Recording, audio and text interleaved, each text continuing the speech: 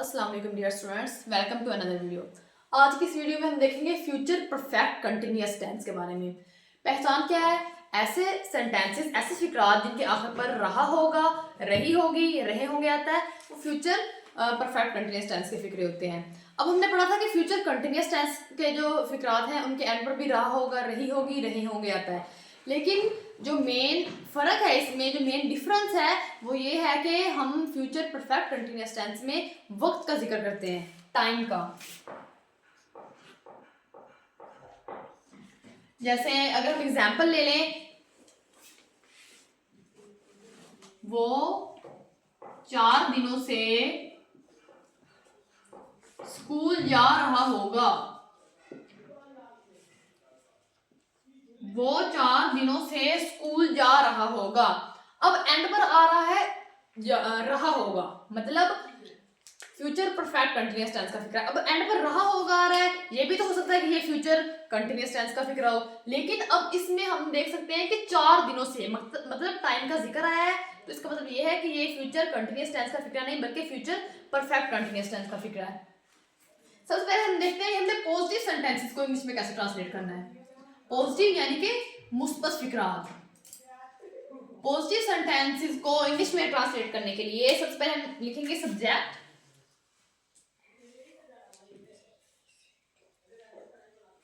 उसके बाद will have been या फिर shall have been,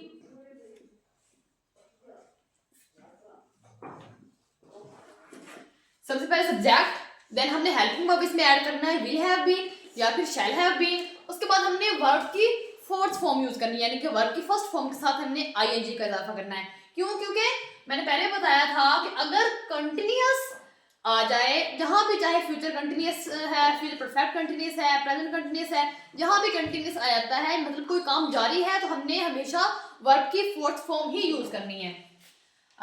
helping verb use करने के बाद हमने वर्ब की फोर्थ फॉर्म लगानी है, यानी कि फर्स्ट फॉर्म के साथ आईएनजी का इजाफा, और लास्ट पर ऑब्जेक्ट। सबसे पहले सब्जेक्ट लगाना है, देन हमने हेल्पिंग वर्ब ऐड करना है इसमें, विल हैव बीन और शैल हैव बीन। उसके बाद हमने वर्ब की फोर्थ फॉर्म लगानी है, यानी कि वर्ब की फर्स्ट फॉर्म के साथ आईएनजी का इजाफा और लास्ट पर ऑब्जेक्ट। अब विल हैव बीन किसके साथ ऐड करना है और शैल हैव बीन किसके साथ करना है? जैसे हमने पहले भी देखा था, विल बी और shall be, will have been और shall have been. Shall have been हमने सिर्फ आई और वी के साथ ऐड करना है, बाकी जितने भी सब्जेक्ट आएंगे जैसे ही, शी, इट, दे, यू, उन सब के साथ हमने विल हैव बीन ऐड करना है। शैल हैव बीन हम ऐसे सेंटेंसेस जिसमें जो सब्जेक्ट हैं वो आई और वी होते हैं, उसमें हमने शैल हैव बीन ऐड करना है। बाकी जितने सेंटेंसेस में जो भी सब्जेक्ट आ जाए, फाइल आ जाए, हम उसके साथ विल हैव बीन लगाना है। जैसे सब्जेक्ट हो ही, शी, इट, दे, यू, या फिर कोई सिंगुलर हो यानी कि वाहद या फिर प्लूरल, तो हमने उसके साथ विल हैव बीन ऐड करना है। अब अगर हम इसी हिसाब से ये देखें, वो 4 दिनों से स्कूल जा रहा होगा, तो सबसे इंपॉर्टेंट बात हमने एडिशन करनी है सिंस और फॉर की, सिंस और फॉर की, क्योंकि टाइम का जिक्र हो रहा है इसमें, इसलिए हम एंड पर एडिशन करेंगे सिंस और फॉर की। अब हमने कौन से सेंटेंस में सिंस लगाना है और कौन से सेंटेंस में फॉर लगाना है? सिंस हमने तब लगाना है जब हमारे पास एग्जैक्ट इंफॉर्मेशन मौजूद हो, टाइम के बारे में हमें प्रॉपर पता हो कि हम जो बात कर रहे हैं, जो टाइम के बारे में बता रहे हैं, वो कौन सा टाइम है। मतलब अगर हम कह दें कि वो 1930 से स्कूल जा रहा होगा, मतलब 1930 हमें एग्जैक्ट पता है कि टाइम क्या है, तो हम इसलिए वहां पर सिंस लगाएंगे। अगर हम 1930 की जगह पर 2 सालों से, जैसे कि वो 2 सालों से स्कूल जा रहा होगा, तो हम वहां पर फॉर लगाएंगे, क्योंकि हमें नहीं पता वो 2 साल कौन से हैं, वो 1930 है, 1931 है, 1932 है, तो हम उसके साथ फॉर लगाएंगे। सिंस हमें लगाना है जहां पर हमें एग्जैक्ट पता हो कि टाइम क्या है, जैसे since 1930, since Monday, since January, since 9 o'clock, since morning. ऐसे सेंटेंसेस जिसमें हमें हमारे पास इंफॉर्मेशन मौजूद हो वक्त के बारे में, वहां पर हम सिंस ऐड करते हैं। जबकि अगर हमें ना पता हो कि वक्त के बारे में हमें कुछ इंफॉर्मेशन मौजूद ना हो, कुछ भी ना हो हमारे पास, तो हम वहां पर फॉर यूज करते हैं। जैसे फॉर 2 ईयर्स, 2 सालों से। अब हमें नहीं पता कि वो 2 साल कौन से हैं, तो हम वहां पर क्या यूज करते हैं, फॉर 3 आवर्स, 3 घंटों से। फॉर 2 डेज, 2 दिनों से। अब ये 2 दिन कोई भी दिन हो सकते हैं, जुमेरात भी हो सकता है, जुमा भी, हफ्ता भी, हमें नहीं पता है ये 2 दिन कौन से हैं, इसलिए हम इसके साथ फॉर यूज करते हैं। अब इस हिसाब से हम इस जुमले को ट्रांसलेट करते हैं। जैसे है, वो 4 दिनों से स्कूल जा रहा होगा। सबसे पहले हमने लगाना है सब्जेक्ट, यानी कि फाइल जो इसमें काम करने वाला है। अब फाइल सब्जेक्ट क्या है इसमें, ही। और हमने कहा है सब्जेक्ट लगाने के बाद हमने विल हैव बीन और शैल हैव बीन, इन दोनों में से कोई एक लगाना है, मतलब हमने उसके बाद हेल्पिंग वर्ब ऐड करना है। और हमने कहा है कि विल हैव बीन हम he, she, it, they use singular और प्लूरल। अगर इनमें से कोई भी सब्जेक्ट आ जाए तो हमने उसके साथ विल हैव भी लगाना है। अब हमारे पास जो सब्जेक्ट है वो है ही, यानी कि हम इसके साथ क्या ऐड करेंगे, will have been. He will have been,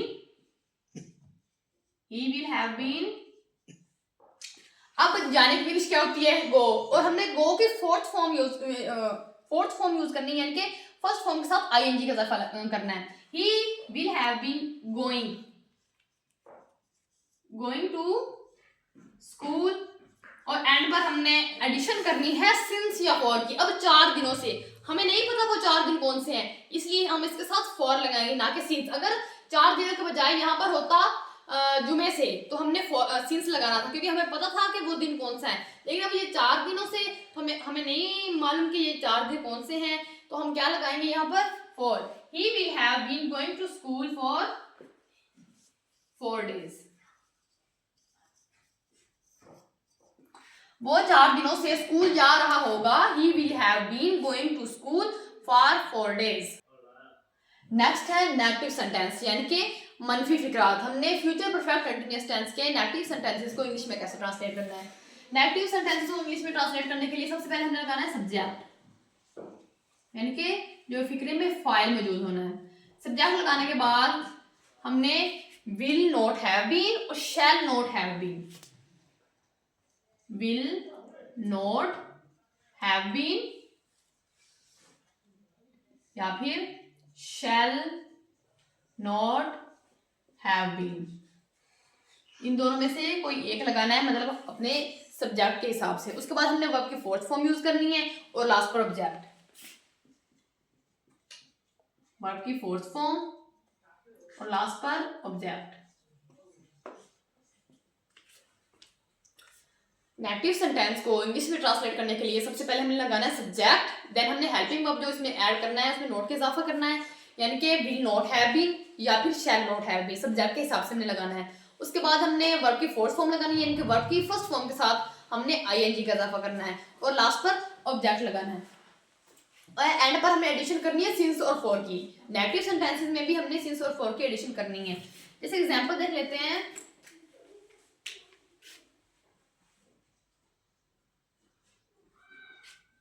आमना 1820 से इस मकान में नहीं रह रही होगी। आमना 1820 से इस मकान में नहीं रह रही होगी। अब सबसे इसमें सब्जेक्ट क्या है, आमना। सब्जेक्ट है इसमें आमना। अब सब्जेक्ट लगाने के बाद हमने हेल्पिंग वर्ब इसमें ऐड करना है, या तो विल नॉट हैव बीन या फिर शैल नॉट हैव बीन। अब हमने कहा है कि हमने शैल नॉट हैव बीन सिर्फ आई और वुई के साथ लगाना है। अगर सेंटेंस में जो सब्जेक्ट है वो आई और वुई हो तब हमने शैल यूज करना है, अदरवाइज हमने विल यूज करना है। अब जो सब्जेक्ट है हमारा वो है आमना, यानी कि सिंगुलर है, तो हम इसके साथ क्या लगाएंगे, will not have been. Aamna will not have been. उसके बाद वर्ब की फोर्थ फॉर्म, रहने की इंग्लिश होती है लिव, फर्स्ट फॉर्म होती है लिव, साथ हमने आईएनजी का इजाफा करना है, यानी कि living. Aamna will not have been living in this house अब लास्ट पर हमने सिंस और फॉर की एडिशन भी करनी है। यहां पर हमने सिंस या फिर फॉर की लास्ट पर एडिशन करनी है। Amna will not have been living in this house. अब हमने यहाँ पर देखना है कि टाइम जो मेंशन है वो क्या है, 1820। 1820 हमें एग्जैक्ट पता है टाइम के बारे में, तो हम क्या लगाएंगे, सिंस, ना कि फॉर। अगर यहाँ पर 2 साल होता तो हमने फॉर लगाना था, क्योंकि हमें नहीं पता ना था कि वो 2 साल कौन से। अब हमें पता है एग्जैक्ट ईयर के बारे में, साल के बारे में पता है, तो हम क्या लगाएंगे यहाँ पर, सिंस 1820। आमना 1820 से इस मकान में नहीं रह रही होगी। Amna will not have been living in this house since 1820। और एग्जाम्पल देखते हैं।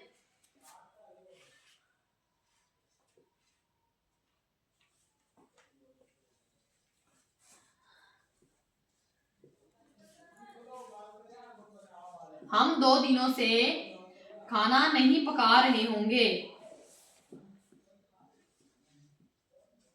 हम 2 दिनों से खाना नहीं पका रहे होंगे। अब इसमें जो सब्जेक्ट है हमारा वो है हम, यानी कि वी, और हमने वी के साथ क्या यूज करना है, shall not have been. So हम कैसे लिखेंगे, we shall not have been. पकाने की इंग्लिश होती है कुक, फर्स्ट फॉर्म क्या होती है, कुक। अब हमने फोर्थ फॉर्म यूज करनी है, इनके फर्स्ट फॉर्म के साथ आईएनजी का इजाफा करना है। सो आएगा यहाँ पर cooking. We shall not have been cooking food। Last पर हमने since और for के एडिशन करके टाइम ऐड करना है। अब 2 दिन, हमें नहीं पता ये 2 दिन कौन से है, तो हम क्या लगाएंगे, for 2 days। हम 2 दिनों से खाना नहीं पका रहे होंगे। We shall not have been cooking food for 2 days। Next है इंटेरोगेटिव, यानी कि सवालिया फिक्रात। हमने फ्यूचर परफेक्ट कंटिन्यूअस टेंस के इंटेरोगेटिव सेंटेंसेस को इंग्लिश में कैसे ट्रांसलेट करना है। अब हमने विल हैव बीन और shall have been helping verb use किया था। अब उस हिसाब से हमने स्टार्टिंग में एडिशन करनी है। विल और शैल को हम स्टार्टिंग में लिखेंगे,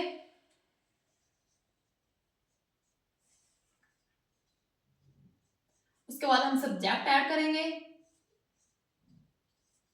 सब्जेक्ट लगाने के बाद हमने हैव बीन,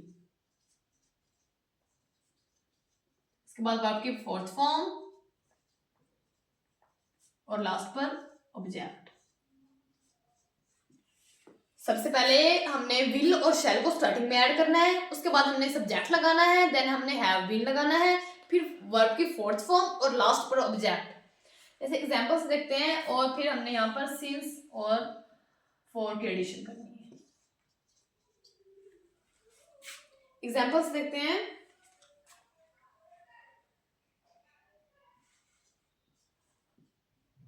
क्या आलिया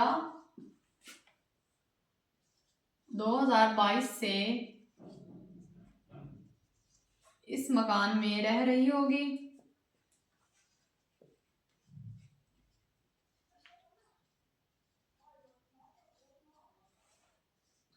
क्या आलिया 2022 से इस मकान में रह रही होगी। अब इसमें सब्जेक्ट क्या है, आलिया, यानी कि सिंगुलर है, तो हम क्या यूज करेंगे, विल। स्टार्टिंग में विल, उसके बाद सब्जेक्ट, सब्जेक्ट क्या है, आलिया, विल आलिया, उसके बाद have been, will Aliya have been. Verb की फोर्थ फॉर्म, यानी कि रहने की इंग्लिश होती है लिव, फोर्थ फॉर्म क्या बनेगी, living. Will Alia have been living in this house?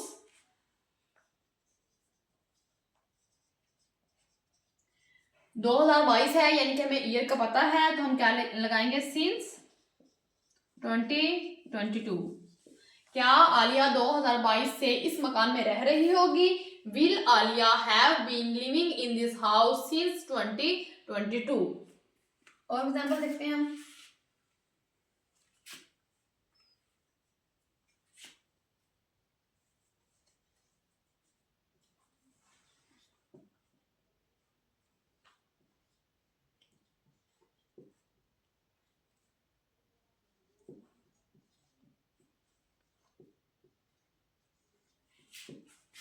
क्या बच्चे 2 दिन से मैदान में खेल रहे होंगे। क्या बच्चे 2 दिन से मैदान में खेल रहे होंगे? बच्चे यानी कि विल लगाएंगे, आई और वी के साथ हमने सिर्फ शैल लगाना है। हम क्या लगाएंगे?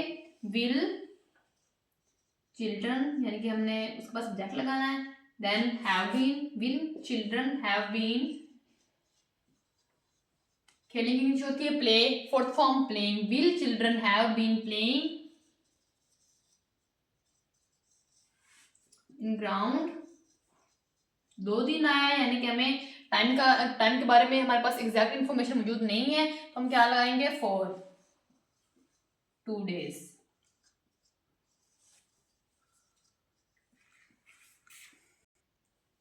अब हम इस पूरी वीडियो को समराइज करेंगे, मतलब हमने कौन से इंपॉर्टेंट पॉइंट्स इसमें सीखे हैं। सबसे पहले तो हमने देखा कि हमने फ्यूचर परफेक्ट कंटिन्यूअस टेंस के बारे में पढ़ा है।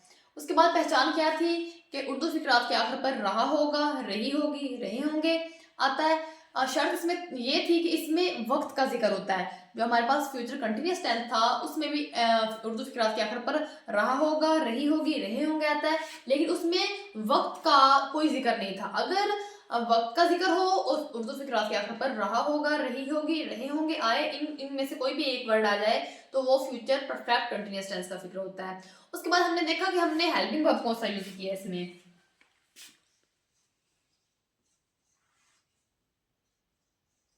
हेल्पिंग वर्ब हमने इसमें यूज किया है विल हैव बीन और शैल हैव बीन।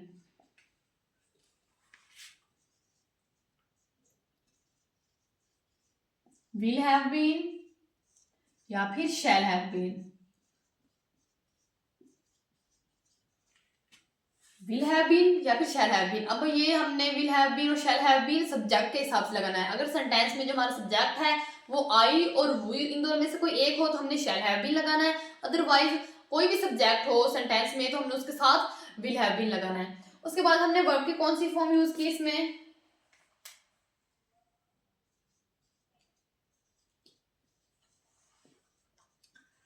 जहां भी वर्ड कंटिन्यूअस आ जाए तो हम वहां पर हम हमेशा वर्ब की फोर्थ फॉर्म यानी कि वर्ब की फर्स्ट फॉर्म के साथ आईएनजी का इजाफा करते हैं।